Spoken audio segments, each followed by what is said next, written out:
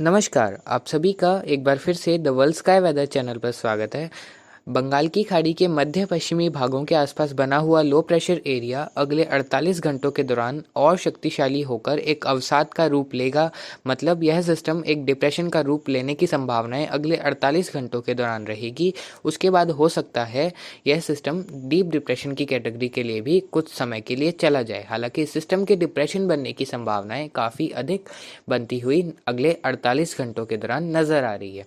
इस सिस्टम के प्रभाव से देश के किन राज्यों पर कितनी बारिश होगी, इस सिस्टम का ट्रैक किस प्रकार रहेगा, उन सब के बारे में इस वीडियो में जानकारी देंगे। थंबनेल में आपने देख ही लिया होगा।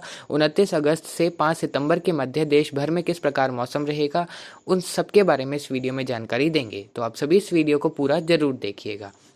सबसे पहले सिस्टम के ट्रैक की बात करेंगे तो फिलहाल यह सिस्टम मध्य पश्चिमी बंगाल की खाड़ी के आसपास के क्षेत्रों पर नजर आ रहा है। अगले 48 घंटों के दौरान यह सिस्टम एक डिप्रेशन का रूप लेगा और इसके ट्रैक की बात की जाए तो इसका ट्रैक उत्तरी आंध्र प्रदेश और दक्षिणी छत्तीसगढ़ के क्षेत्रों से लगाकर यह सिस्टम आगे एंटर करेगा लगभग 31 अगस्त की शाम रात्रि से 1 सितंबर के मध्य। उसके बाद यह सिस्टम धीरे धीरे मूव करते हुए तेलंगाना के उत्तरी भागों और दक्षिण छत्तीसगढ़ के आसपास के क्षेत्रों पर मूव करता हुआ नजर आएगा लगभग 2-3 सितंबर के मध्य। उसके बाद यह थोड़ा तेजी से आगे बढ़ते हुए महाराष्ट्र के उत्तर पूर्वी भागों और उससे सटे दक्षिणी मध्य प्रदेश के आसपास के क्षेत्रों पर 3 सितंबर से 4-5 सितंबर के मध्य इस सिस्टम के पहुंचने की संभावनाएं रहेंगी, जिसमें महाराष्ट्र के नागपुर, गढ़चिरौली, अकोला, यवतमाल के आसपास के क्षेत्रों पर यह सिस्टम 3 से 5 सितंबर के मध्य पहुंच सकता है। उसके बाद यह सिस्टम थोड़ा और उत्तर की तरफ मूव करते हुए राजस्थान के क्षेत्रों की तरफ जाने की संभावनाएं रहेंगी, जिसमें राजस्थान के चित्तौड़गढ़ और डूंगरपुर के आसपास के क्षेत्रों पर यह system as a cyclonic circulation पहुंच सकता है। उसके बाद यह उत्तर की तरफ रिकर्व कर सकता है, जिस प्रकार आप अपनी स्क्रीन पर एरो में देख रहे हैं। तो इस सिस्टम के प्रभाव से शुरुआती दौर में दक्षिणी छत्तीसगढ़ और ओडिशा के दक्षिणी भाग, दक्षिण मध्य जिले और आंध्र प्रदेश के उत्तरी जिलों में 31 अगस्त से भारी बारिश की गतिविधियों में बढ़ोतरी होने की प्रबल संभावनाएं हैं, जिसके मद्देनजर इन क्षेत्रों में कुछ स्थानों पर भारी से अति भारी बारिश 31 अगस्त से 2 सितंबर के मध्य होने की संभावनाएं हैं। और 31 अगस्त से 3 सितंबर के मध्य तेलंगाना के कई इलाकों में भारी से बहुत भारी बारिश तो कुछ इलाकों में अत्यंत भारी बारिश का दौर देखने को मिलने वाला है। और जब यह सिस्टम आगे मूव करेगा तो छत्तीसगढ़ के मध्य दक्षिणी जिलों से लगाकर महाराष्ट्र के मध्य और पूर्वी क्षेत्र, जिसमें नागपुर से यवतमाल तक, अकोला से रत्नागिरी तक, इन सभी इलाकों में भारी से अति भारी वर्षा का दौर बढ़ने की संभावनाएं 2 सितंबर से 5 सितंबर के मध्य रहेगी। उसके बाद जब यह सिस्टम आगे बढ़ेगा तो जो मध्य प्रदेश के दक्षिणी क्षेत्र होंगे, बालाघाट और जबलपुर, मांडला, होशंगाबाद तक के क्षेत्र, इसके अलावा कुछ खंडवा, खरगोन के आसपास के क्षेत्र में भी भारी बारिश की गतिविधियों में बढ़ोतरी होने की संभावनाएं 2 सितंबर के बाद रहेगी। और यह सिस्टम और आगे मूव करते हुए एज अ साइक्लोनिक सर्कुलेशन और लो प्रेशर एरिया अगर राजस्थान के दक्षिणी भागों और उससे सटे उत्तरी गुजरात के आसपास के क्षेत्र पर पहुंचता है तो गुजरात के दाहोद के आसपास के क्षेत्र, अहमदाबाद, सूरत, नवसारी और बोटाड तक के क्षेत्र में भारी बारिश की गतिविधि होने की संभावनाएं 3 सितंबर से 6 सितंबर के मध्य रहेगी। और राजस्थान के दक्षिणी भागों में उदयपुर, डूंगरपुर, बांसवाड़ा, प्रतापगढ़, चित्तौड़गढ़, भीलवाड़ा, कोटाबूंदी, बारां, झालावाड़ के क्षेत्रों में भी अगर यह सिस्टम उस दौरान पहुंचता है तो अच्छी खासी बारिश की गतिविधि होने की संभावनाएं रहेंगी। और इस बार हो सकता है यह सिस्टम अच्छी बारिश इन क्षेत्रों में कराए। हालांकि पिछला सिस्टम इन क्षेत्रों में कुछ ज़्यादा बारिश उदयपुर और आसपास के क्षेत्रों में नहीं करा पाया। केवल चित्तौड़गढ़ के दक्षिणी भागों से लगाकर प्रतापगढ़, बांसवाड़ा, डूंगरपुर में ही उस सिस्टम की वजह से अत्यंत भारी बारिश रिकॉर्ड की गई। आगामी सिस्टम से अच्छी बारिश होने की संभावनाएं बन सकती है उस सिस्टम के ट्रैक के हिसाब से। और उसके बाद यह सिस्टम राजस्थान के उदयपुर, चित्तौड़गढ़ से लगाकर अजमेर, टोंक से होते हुए उत्तर पूर्वी राजस्थान के क्षेत्रों की तरफ एज अ साइक्लोनिक सर्कुलेशन के रूप में पहुंच सकता है। उसके बाद यह सिस्टम पश्चिमी मध्य प्रदेश के ग्वालियर, शिवपुरी से होते हुए उत्तर प्रदेश के आगरा के आसपास के क्षेत्र तक भी पहुंचने की संभावनाएं इस सिस्टम की बन रही है। फिलहाल इसी ट्रैक के ऊपर इस सिस्टम के फॉलो करने की ज़्यादा संभावनाएं हैं, जिसकी वजह से पूर्वी राजस्थान, पश्चिमी मध्य प्रदेश और उत्तर प्रदेश के पश्चिमी क्षेत्र, हरियाणा के दक्षिणी भागों में भी 2-3 सितंबर के बाद बारिश की गतिविधियों में बढ़ोतरी हो सकती है अगर इस प्रकार यह सिस्टम ट्रैक फॉलो करता है तो।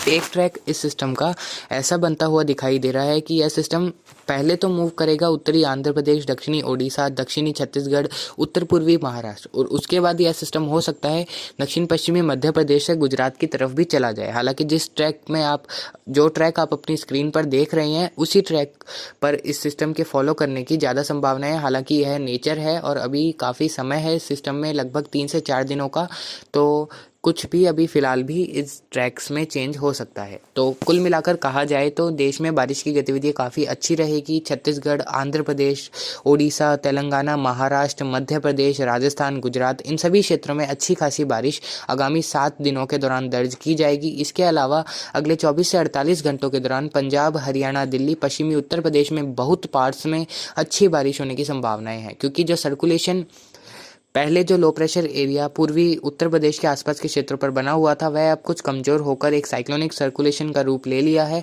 और यह साइक्लोनिक सर्कुलेशन धीरे धीरे पश्चिमी उत्तर प्रदेश के आसपास पहुंच रहा है, और उसके बाद हो सकता है यह दिल्ली एनसीआर की तरफ भी पहुंच जाए। हालांकि यह एज अ ट्रफ ही दिल्ली एनसीआर के आसपास पहुंचेगा।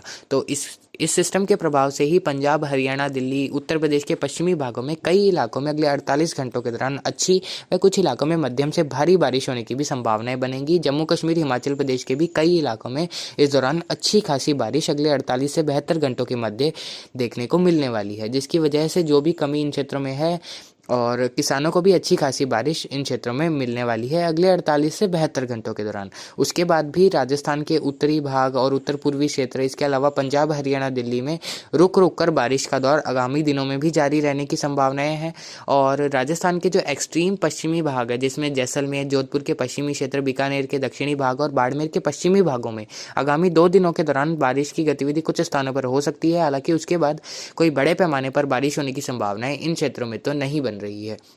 आगामी 7 दिनों के दौरान अगर यह सिस्टम गुजरात की तरफ जाता है तो राजस्थान के दक्षिण पश्चिमी भागों में कुछ बारिश की गतिविधियों में बढ़ोतरी हो सकती है। हालांकि उम्मीद करते हैं कि यह सिस्टम जो ट्रैक मैंने बनाया है वही ट्रैक फॉलो करे, ताकि देश के मध्य से लगाकर उत्तर पश्चिमी भारत तक के क्षेत्र में बारिश की गतिविधि काफ़ी अच्छी हो। और अगर यह as a cyclonic circulation Rajasthan के पूर्वी भागों की तरफ पहुंचता है और उसके बाद उत्तर पूर्वी भागों की तरफ रिकर्व करता है, तो उस दौरान जो ट्रफ उत्तरी राजस्थान से बंगाल की खाड़ी तक जाएगी वह भी काफ़ी मजबूत होने की संभावनाएं रहेंगी, जिसकी वजह से पंजाब, हरियाणा, दिल्ली, राजस्थान के उत्तर पूर्वी भाग, पश्चिमी मध्य प्रदेश और इसके अलावा दक्षिणी उत्तर प्रदेश में भारी बारिश भी हो सकती है अगर इस प्रकार की गतिविधियां और इस प्रकार का सिस्टम का ट्रैक रहता है। तो आप सभी को इस सिस्टम के बारे में लगातार जानकारी देंगे, क्योंकि यह सिस्टम हो सकता है देश के कई राज्यों में काफ़ी ज़्यादा बारिश कराए।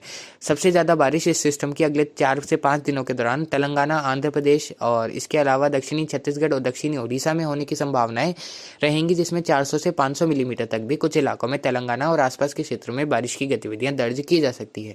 और बिहार, झारखंड की बात करेंगे तो बिहार में कोई बड़े पैमाने पर आगामी 7 दिनों के दौरान बारिश की गतिविधि होने की संभावनाएं नहीं है। हालांकि बिहार के लोग काफ़ी इंतजार कर रहे हैं बारिश का, फिर भी इन क्षेत्रों में कोई बड़े पैमाने पर आगामी 7 दिनों के दौरान बारिश होने की संभावनाएं बिल्कुल कम है।